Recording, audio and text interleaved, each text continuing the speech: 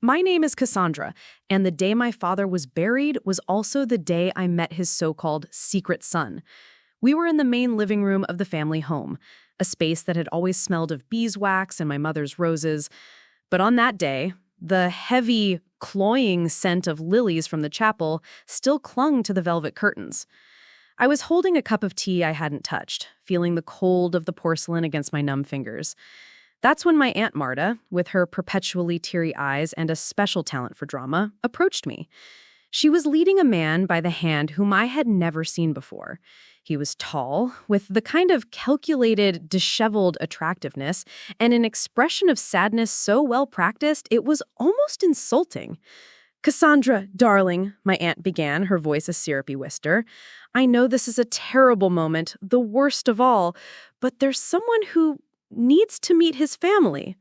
Someone your father, well, someone he kept a secret." I just stared at him. He offered me a small smile, a grimace meant to be both shy and grieving. "I'm Leo," he said, his voice smooth like a voiceover actor's. "I am incredibly sorry that our first meeting is under these circumstances. My father, our father, was always a complicated man."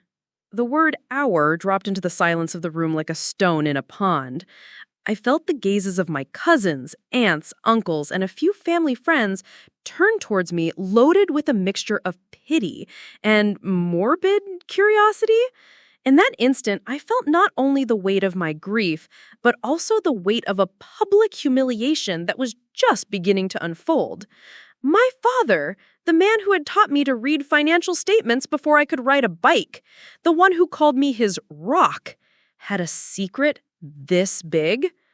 The pain was sharp, a betrayal that felt posthumous, as if a part of the memories I cherished was being corrupted in real time. My cousin Daniel, who had always resented my close relationship with my father and the family business, was the first to embrace the newcomer. "Welcome, man. Family is family," he said, slapping Leo on the back. It was a performance for the rest of them, a gesture of magnanimity that was actually a stab at me. They were isolating me, positioning me as the cold, selfish heiress against the lost, humble son. I watched as Leo pulled a worn photograph from his wallet, a blurry image of a man who vaguely resembled my father in his youth, next to a woman I didn't recognize. He told a moving story about a brave single mother, letters that were never sent, and a lifelong yearning to connect with his roots. It was a perfect script, and my family was swallowing it whole. They cried, they hugged him, they offered him more tea, more food, more of everything that until a few hours ago had been the center of my own mourning. And I just stood there watching them. They glanced at me out of the corners of their eyes, perhaps expecting me to scream, to make a scene, to confirm their caricature of me as the spoiled only child who doesn't know how to share. And I held back. In their rush to comfort the stranger and redraw the family map, they all forgot something fundamental about me. They saw me as Cassandra, the quiet daughter, the one who was always with a book, the one who organized Dad's papers and made sure he took his medicine. They saw an administrator, a caretaker. They didn't see my profession. They had no idea that for the past 8 years, my job as a corporate risk analyst has precisely been this: to listen to perfectly constructed narratives and find the cracks. My specialty was auditing stories. Stories of companies that seemed solvent, of executives who seemed honest, of projections that seemed realistic. I made my living distinguishing between real debt and phantom assets, and Leo's story reeked of creative accounting. It was the same condescension I'd seen in white-collar executives right before I presented them with irrefutable proof of their fraud. They underestimated me. They saw my silence as weakness, as the shock of a girl overwhelmed by grief. They couldn't know that in my mind there was no chaos, but a cold, methodical calculation. I was filing away their gestures, their exact words, the inconsistencies in the dates he gave, the way his eyes avoided mine when he mentioned our father. They saw an heiress on the verge of losing her fortune. I, on the other hand, had just opened a new case. And this time, the client was me. I wonder if you've ever felt that. That feeling of people looking at you but not seeing you at all.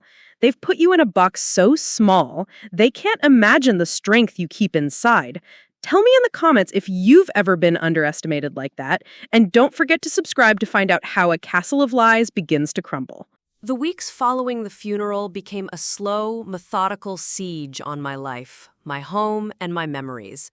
Leo, with my Aunt Marta as his devoted campaign manager, began to weave himself into the fabric of our existence with a skill that chilled me to the bone. His first move wasn't for money, but for something far more valuable, the territory of memory. It happened one afternoon while I was trying to sort through my father's study, a sanctuary of leather-scented air and old paper that felt like the last place on earth where he still existed. Leo entered without knocking, followed closely by my aunt. He observed the shelves with a perfectly feigned reverence. His eyes didn't land on the silver pen my father used to sign important contracts, nor on the gold cufflinks resting in a mahogany box. No, his gaze found a small, worn paperback on the small table next to Dad's reading chair. Meditations by Marcus Aurelius. "That book," Leo whispered, his voice cracking with theatrical precision. "My mother told me he always read it. She told me about a man who sought wisdom, strength. Would you mind if I kept it, just to feel a little closer to him?" My father had given me my own copy of that book when I went to college. We had spent hours discussing its passages. It was our code, our shared philosophy on facing adversity with logic and without unbridled passion. Seeing Leo's hand reach for it felt like a profanation. "Actually, that book has great sentimental value to me," I said, my voice firmer than I expected. My Aunt Marta sighed with impatience, a sound she had perfected over the years. "Cassandra, for God's sake, it's an old book. Your father would have wanted it this way. Let his son, his other son, have something of his. Don't be selfish at a time like this." The word selfish was the blow. They were painting me as the dragon hoarding a treasure, while this poor orphan was only asking for a trinket. I relented. I watched as Leo took the book, holding it to his chest with his eyes closed, a statue of filial grief. But I saw the truth. He wasn't taking a book. He was taking a symbol. He was stealing a piece of my history with my father so he could perform it for others as if it were his own. In my mind, I didn't feel sadness. I felt the click of a recorder turning on. First documented piece of evidence. The target secures a low-value asset with high symbolic worth to establish an emotional baseline. The next phase of his infiltration was bolder. It occurred during one of those forced family dinners, ostensibly designed to keep us together, but which were really a stage for Leo to consolidate his position. My cousin Daniel, who runs a small import business with more debt than success, started talking about my father's legacy. "Dad set a high bar," he said, looking at Leo with false camaraderie. "The family company is a well-oiled machine. Cassandra here has been helping, of course, with the papers and things." The condescension was so thick you could cut it with a knife. Leo nodded, his gaze humbly lowered. "I don't understand anything about business," he lied. "My life has been much simpler. But I hope everything is in order. It would worry me to think that our father left any loose ends, any debt. I just want the peace of mind of knowing his name is clean." I heard those words and almost smiled. The language he used, loose ends, debt, peace of mind, they were euphemisms. What he was really asking was, what is the estate's liquidity? Are there hidden liabilities that could affect my potential claim? Daniel, in his eagerness to seem like the expert, explained a simplified and partially incorrect version of the company's structure. He spoke of gross revenue as if it were net profit and confused fixed assets with working capital. And I remained silent, eating my salad, while the man scamming my family was being given a flawed financial briefing by the court jester. They saw my silence as confirmation of my ignorance or my disinterest. "Don't worry about these boring things, Cassie," my aunt said, patting my hand. "The men will handle it." They couldn't imagine that in my head, I was running a discounted cash flow analysis based on the figures Daniel was spouting, adjusting them with the real data that only I knew, and calculating the exact percentage Leo would likely try to claim. I was sitting at my own table, being treated like a child while mentally drafting the risk profile of the man in front of me. His risk appetite was high, but his technique was by the book, predictable. And in my line of work, anything predictable is manageable. The manipulation then turned personal, insidious. They began to isolate me using my own grief as a weapon. One day, I walked into the kitchen and overheard my Aunt Marta talking softly on the phone. Worried about Cassandra, she won't leave her room. Leo tries to talk to her, to be a brother to her, but she pushes him away. She's so cold. He told me, "Auntie, maybe I remind her too much of him, and that's why it's so painful for her."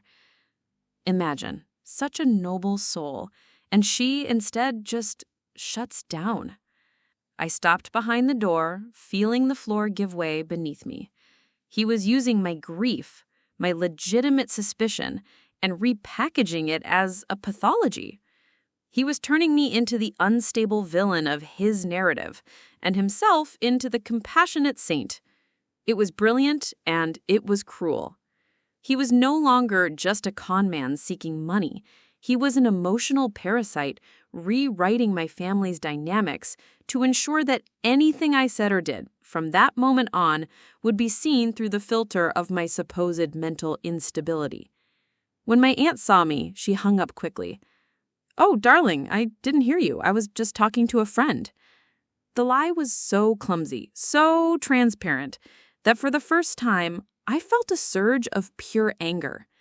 But I remembered Marcus Aurelius. The obstacle is the way. His disinformation campaign wasn't a personal attack. It was data, a crucial piece of data that demonstrated his strategy. Discredit the only witness who could expose him. The point of no return arrived 2 months after the funeral in the cold, quiet office of our lifelong family lawyer, Mr. Beltran. We were there for the official reading of the will, me, my Aunt Marta, my cousin Daniel, and of course Leo, who had been invited as a gesture of transparency. Mr. Beltran, a man of few words and thick glasses, read the document. It was simple and direct. My father left everything to me, his only daughter, Cassandra, as the sole and universal heir to all his assets, present and future. A dense silence filled the room. My Aunt Marta cleared her throat, Daniel stared at the ceiling, and Leo lowered his head and his shoulders shook in an award-worthy performance. Just as Mr. Beltran was about to close the folder, a man sitting in the corner, whom I didn't know, cleared his throat. "Mr. Beltran, my name is Ricardo Vallejo, and I am the legal representative of Mr. Leonardo Rios. My client, as the biological son of the deceased, has been unjustly omitted from this will. We have substantial evidence of his parentage and are prepared to contest this document in court. However," and here he paused, looking at everyone in the room, "we are willing to reach a settlement. 40% of the total estate would be sufficient to repair the moral damages and recognize my client's rights." 40%. The figure was so absurd, so brazen, that I almost laughed. My Aunt Marta gasped, but not with indignation, with a kind of dramatic relief, as if the offer were a noble way out of an unpleasant problem. Daniel nodded slowly, as if considering the wisdom of the proposal. They all looked at me. They expected me to break down, to beg, to accept the blackmail to avoid a public scandal. They saw my hands still on my lap. They saw my face, serene. What they didn't see was the shot of adrenaline in my veins. It wasn't fear. It was the euphoria of confirmation. The conman had put his demand on the table. The adversary had just revealed his entire attack strategy. For weeks, I had been the audience for his theater. But in that moment, in that sterile office, the curtain fell on his act and rose on mine. They thought they had me cornered. They didn't realize they had just voluntarily walked into my boardroom, where sentimental narratives are worth less and only verifiable facts survive scrutiny. And I had already hired my own auditor's team. I agreed to the mediation. My lawyer, a cautious and traditional man, advised me against it. Cassandra, it's a trap, he told me. They want to corner you in a room and apply psychological pressure until you sign something, anything, to avoid a scandal. I assured him I understood the risks. What I didn't tell him was that the trap wasn't for me. The meeting was set in one of those soulless, neutral conference rooms downtown, with a long, polished wooden table that reflected the fluorescent lights above like a dark mirror. The air smelled of stale coffee and the anxiety of 1,000 previous disputes. I arrived first, alone. I wanted to feel the space, to get used to the squeaky chair, the hum of the air conditioning. It was my battlefield, and I needed to know its geography. They arrived together, a united front of greed and self-deception. Leo, in a slightly ill-fitting suit meant to project seriousness, his lawyer, Mr. Vallejo, with a leather briefcase and a smile that didn't reach his eyes, and behind them, my relatives, my Aunt Marta and my cousin Daniel, their expressions as solemn as if they were attending a formal act of justice, and not a broad daylight robbery. They sat across from me. The width of the table felt like a chasm. My Aunt Marta shot me a look heavy with performative pity, a silent message that said, "Look what you forced us into. You could have avoided all this." Daniel refused to meet my gaze, focusing instead on perfectly aligning a pen with the edge of his notepad. It was his way of showing disapproval, a petty and silent act of cowardice. Leo's lawyer, Vallejo, began the proceedings. He spoke with rehearsed fluidity about the tragedy of an ignored son, the inalienable right to a family inheritance, and the profound pain of his client. As he spoke, Leo played his part to perfection. He kept his head down, rubbed his eyes from time to time, and even took out the infamous blurry photograph, placing it face up on the table like a sacred offering. Then Vallejo gave him the floor, and Leo, his voice trembling like a martyr, made his final and most grievous mistake. He addressed me directly. "Cassandra," he began, his voice a whisper that forced everyone to lean in to hear, "I never wanted this. I swear on the memory of our father. I don't want the money." His eyes welled up right on cue. "I just wanted a family.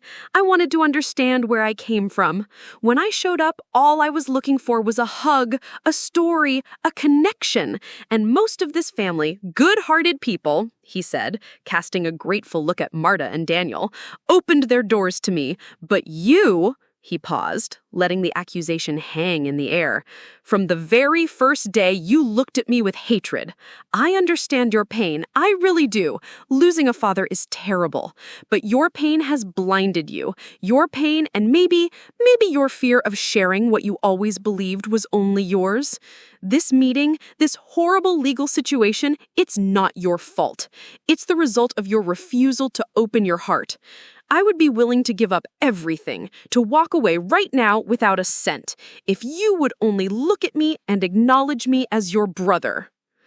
It was his masterpiece, a monologue of manipulation so vile and so effective that I felt the atmosphere in the room shift.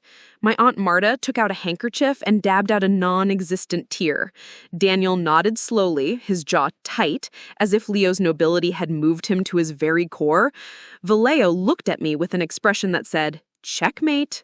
How do you respond to that?" They expected me to break. They expected the guilt, the pressure, and the public accusation to shatter me. I remained silent for a moment, letting his words settle, letting their venom fill every corner of the room. Then I looked at my own lawyer, who seemed deflated, and then at Mr. Vallejo. "Before I respond to your generous offer," I said, with a calmness I didn't feel but manufactured, the same calm I used before a major presentation, "there is one person I would like you to hear from. He is a genealogy and background verification expert I hired to better understand the situation." A side door opened and a man walked in. He was not tall or imposing, But he moved with an economy of motion and a confidence that immediately captured everyone's attention. He wore an impeccable dark suit and carried a slim leather folder. His face was impassive, the face of a man who has heard every lie the world has to offer. He sat in the empty chair beside me and placed the folder on the table with a soft, definitive sound. Leo's lawyer frowned. "Who are you? This is a private mediation." The man looked at him, and for the first time, I saw a crack in Vallejo's confidence. "My name is Javier Morales," he said, his voice neutral, devoid of emotion. "For 12 years, I was a prosecutor in the Economic Crimes Unit. I now run a private investigation firm that specializes in complex fraud. Ms. Gomez hired me to verify the claims made by Mr. He opened the folder and glanced at a paper. "By the man who calls himself Leo Rios." The color drained from Leo's face. Morales continued, without raising his voice, but every word landed with the weight of granite. "Our investigation began with the photograph. The woman in the picture is not an unknown person. Her name was Inés Torres, a second cousin of Miss Gomez's father. She died in 1998 and, according to medical records, never had any children. The picture was taken at a family reunion in 1995, which Mr. Gomez attended. It's a real photo, but the story that accompanies it is a fabrication." My Aunt Marta made a small, choked sound. Morales didn't look at her. His eyes were fixed on Leo. "Secondly, we investigated the name Leo Rios. Curiously, no birth record exists that matches the story provided. We did, however, find an individual named Ricardo Madero, whose physical appearance is identical to the man sitting across from me. Mr. Madero has an interesting history. He has 2 complaints for scams filed against him in Querétaro and an open investigation for fraud in Monterrey, all following a similar pattern, approaching wealthy, grieving families with false stories of kinship." Vallejo shot to his feet. "This is unacceptable. This is slander. My client does not have to endure this character assassination." Morales didn't even blink. He opened his folder and slid a document across the table. "And this is the final blow.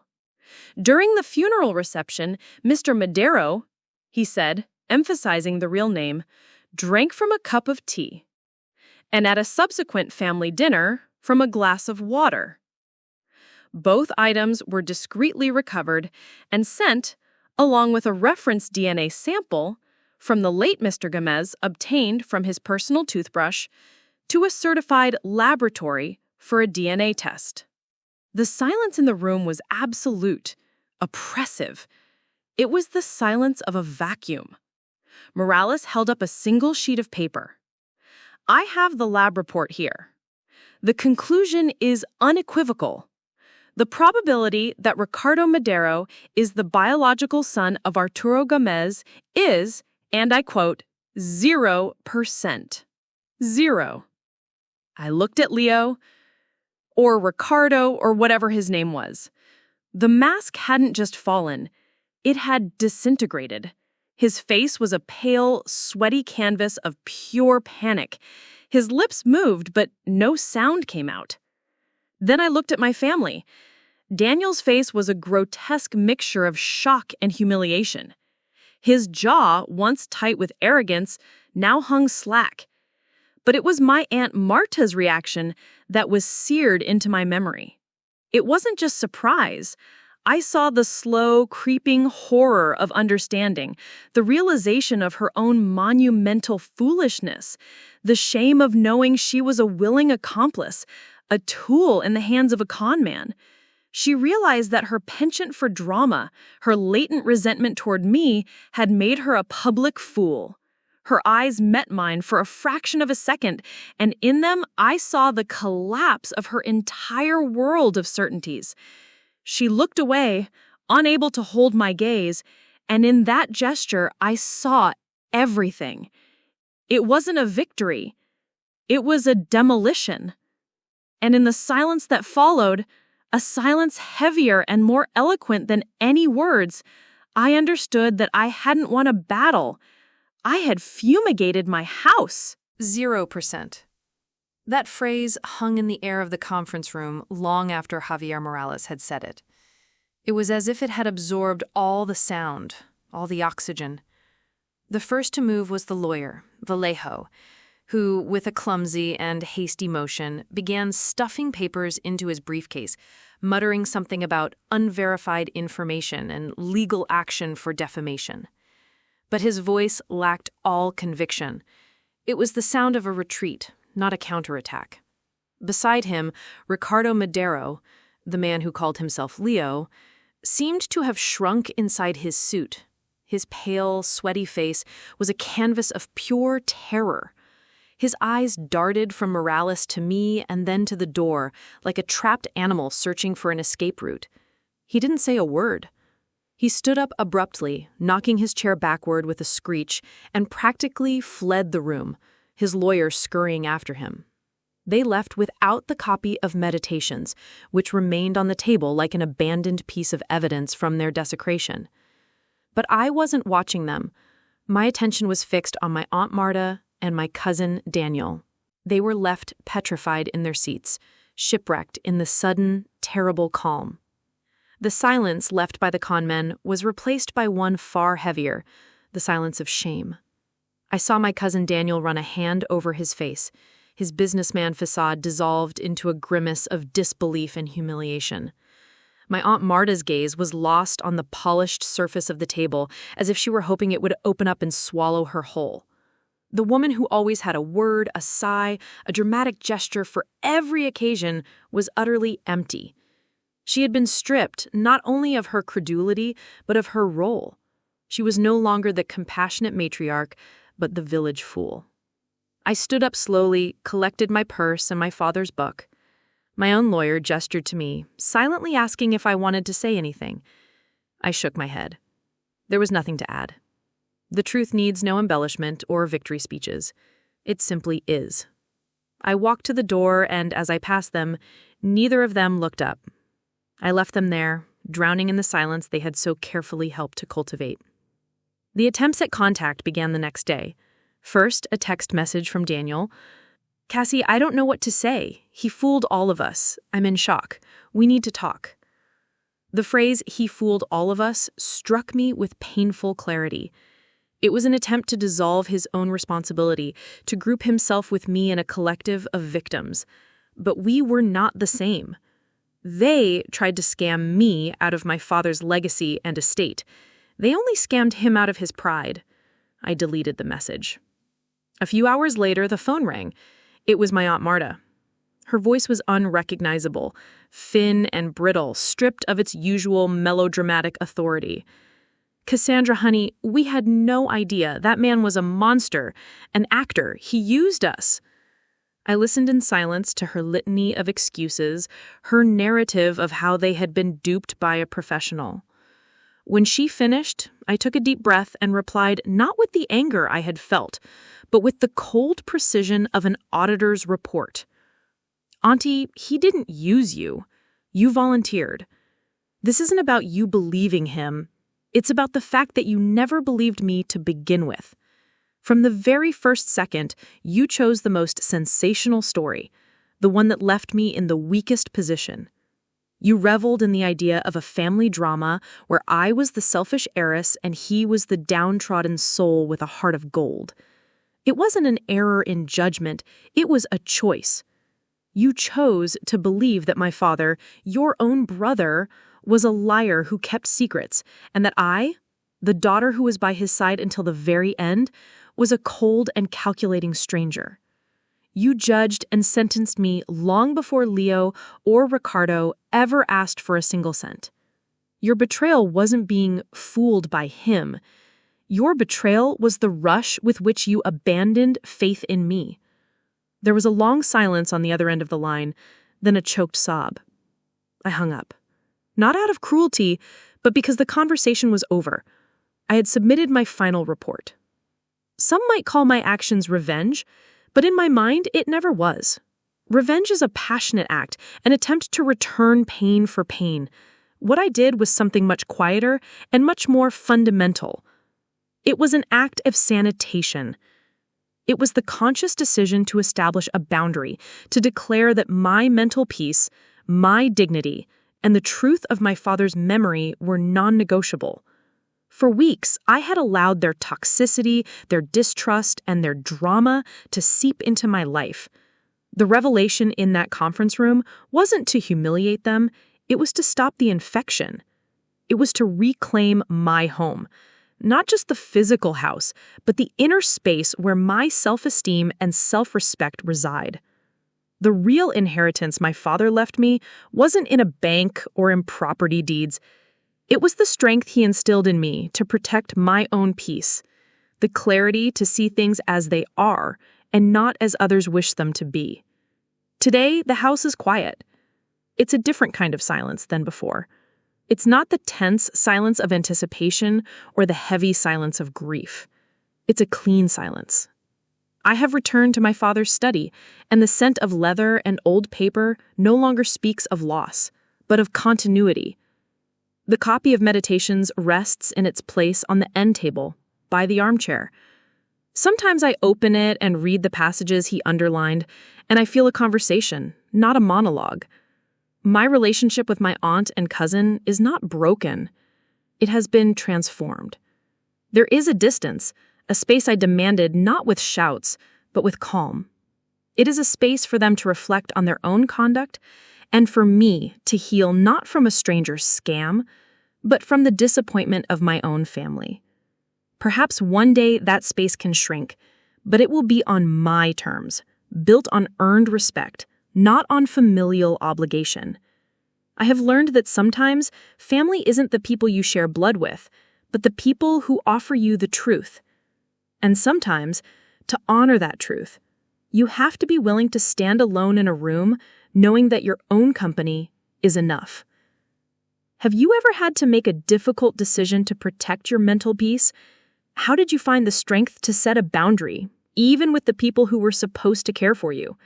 Share your story in the comments, because sometimes the greatest strength comes from knowing we are not alone in our silent battles.